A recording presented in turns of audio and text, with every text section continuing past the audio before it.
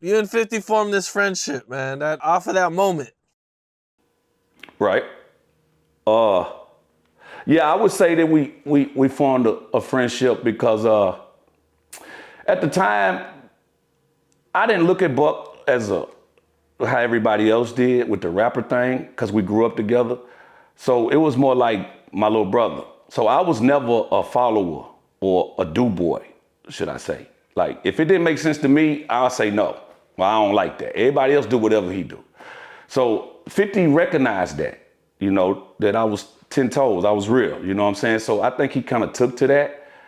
I remember times shooting dice with 2 Chainz, and I had lost my money.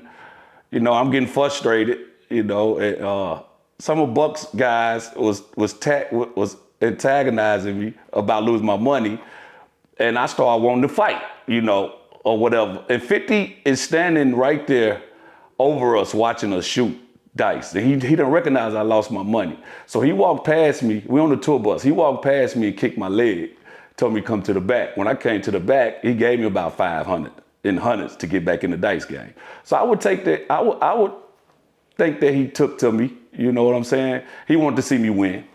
He actually was the one who put me on Buck's album, the Straight Outta Cashville.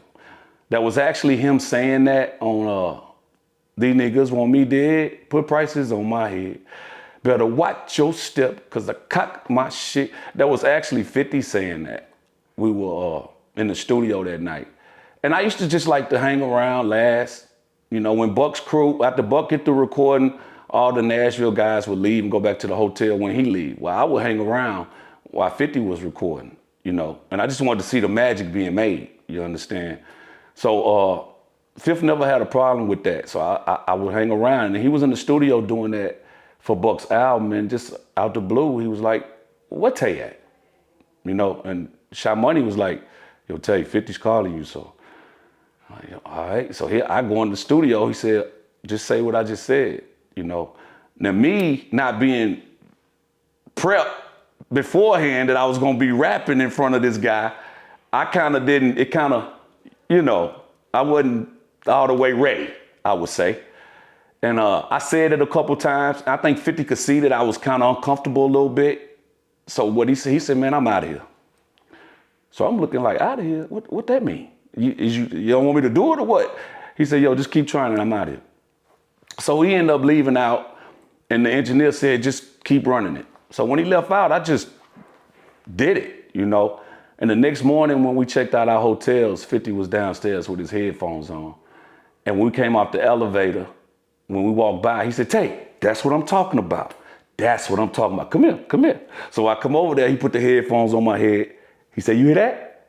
So I'm hearing my voice and I'm hearing it. And I'm like, yeah, that shit sound crazy. He like, that's what I'm talking about. You good. So that's how I end up being on one of the records on Buck's album. I'm on actually 2 of them. And it went platinum. And it goes platinum. Yeah, actually, we got the plaque right here, actually. And it's actually issued to me. So, I put my work in for that album. You dig? Yeah, I appreciate 50 for that opportunity. And I appreciate David as well. Yeah, man, that's big. That when that album dropped, man, it was cracking. It was everywhere, man. Everybody was with it for sure. Oh yeah, we was the toughest thing around. G Unit definitely had its era. Definitely. Yeah, yeah, that's facts. Well, do you guys go on tour for the album when it drops? Oh yeah, definitely. Like I said, it was the Anger Management tour, the Rock the Mic tour. The Anger Management tour was more with M now. I think it was us, M, Buster, 3-6 Mafia, Sierra, Mobb Deep, M.O.P. Yeah. If I'm forgetting people, there was a lot of people. Usher, I think, at one time. What was that like? Oh, we had a ball. Yeah, a lot of partying. A lot of partying, a lot of fights. Let's see. Yeah. It was definitely firecrackers. What do you think was like the most memorable fight you guys had? Uh, I would say, uh, I know we ended up. We got in a couple of brawls, but I know one. We got into it at Summer Jam, and the hip hop police had pulled us over after that, and we went to jail after that. And I ended up getting to fighting in jail with some guys. People are hating on you guys when you guys are in jail, right? Right, right. Well, like I told you, we had a lot of beef with different artists. So when we got to jail, it was a lot of people saying G-Unit, you niggas the police and different type of things. But they was doing that from the time we actually walked through the door. We ended up spending the night.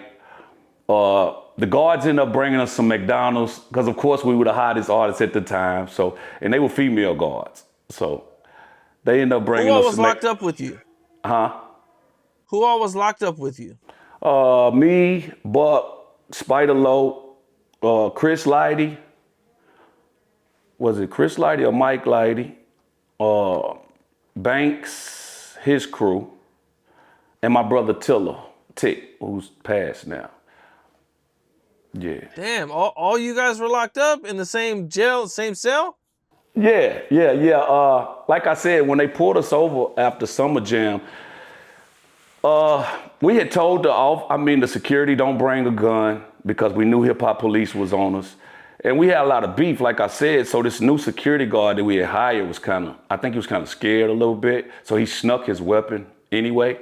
And they pulled us over on Madison Square Garden downtown, the main street. So when they pull us over, Buck is being very disrespectful to the officers, okay, for one.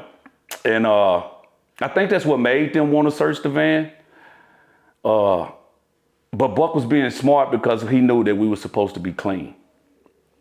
And they pulled us all out of the van or whatever, searched the van, then they told us we could leave.